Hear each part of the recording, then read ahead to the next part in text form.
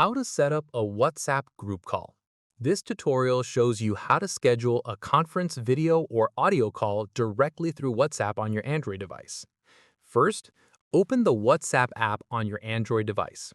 After that, tap on the Calls tab at the bottom of the call screen. From there, tap on Schedule at the top of the call screen to start setting up your group call. At this point, tap on the date field and a calendar will pop up where you can select your preferred date for the call. In the next step, set your start time, and if you don't need an end time, simply tap on Remove End Time to leave it open-ended.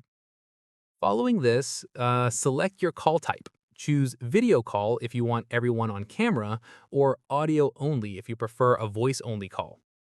Once done, set a reminder so WhatsApp notifies you and your participants before the call starts.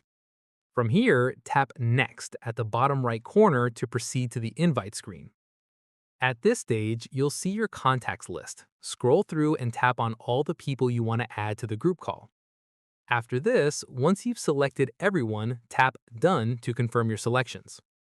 Finally, your group call will be scheduled, and all the invited participants will receive a notification with the call details so they can join at the selected time.